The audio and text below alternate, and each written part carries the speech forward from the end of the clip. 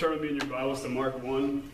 We'll be reading out of verses 35 and 36.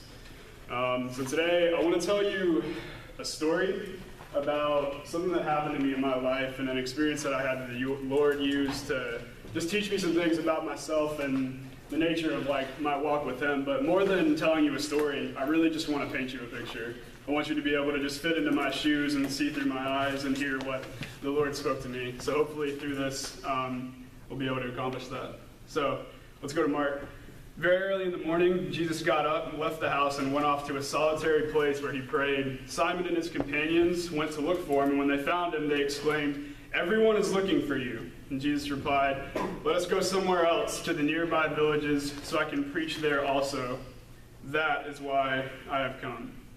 So what I think is really interesting about this passage is that right when it starts up, it says, first thing Jesus did when He wakes up in the morning is He just leaves. He goes off by Himself to a solitary place and to pray.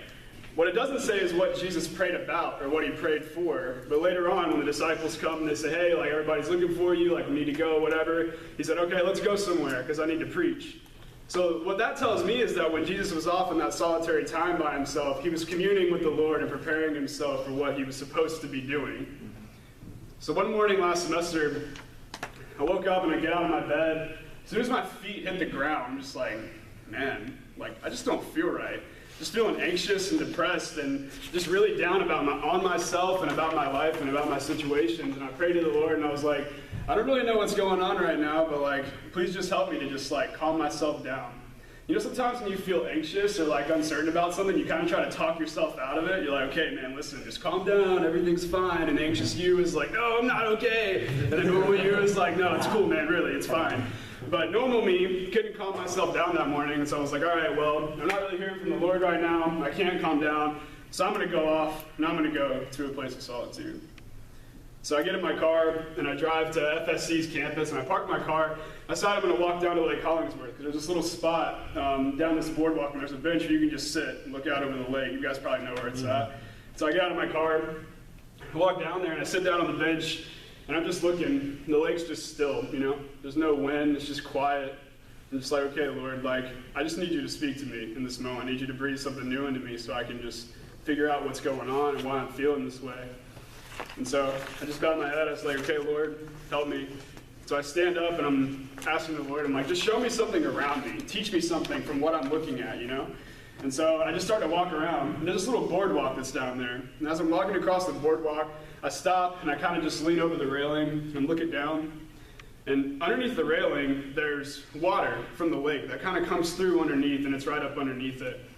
And so I'm kind of looking at it, just looking at this water, and I noticed something about it. Like there was this really bright green algae just sitting over the top of it. You guys know what algae is? Like it smells, it looks disgusting, like it sits over the top of like these stagnant bodies of water, you know?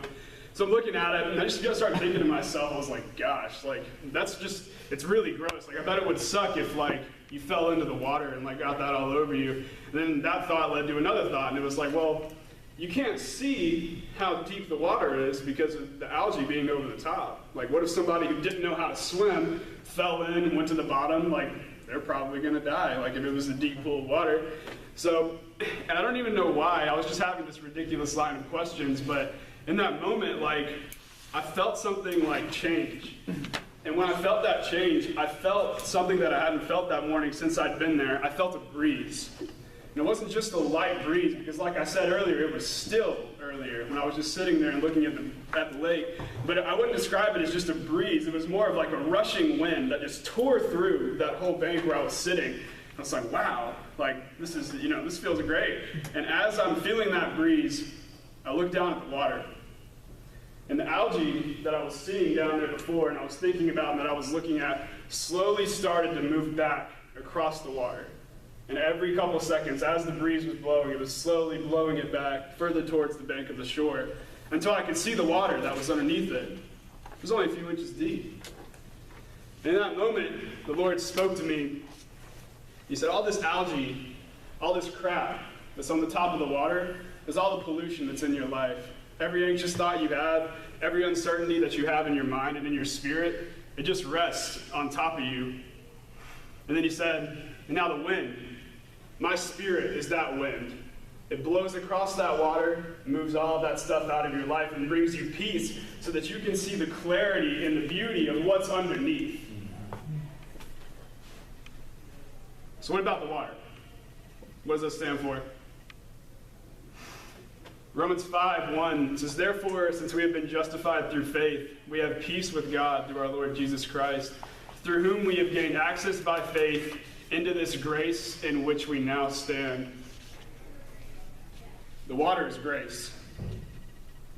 Because even if you fell into that water, like I was talking about earlier, even if you didn't know how deep it was, or if you didn't know how to swim, you fall in and you land in grace. And because of that foundation that you have access to by faith, through the grace, you now stand in Christ. I think the Lord taught me that day that though I really fail to realize His grace in my life and His provision for me a lot of the time because of my flesh, because of my anxiety, because of my uncertainty, because of His grace I still stand.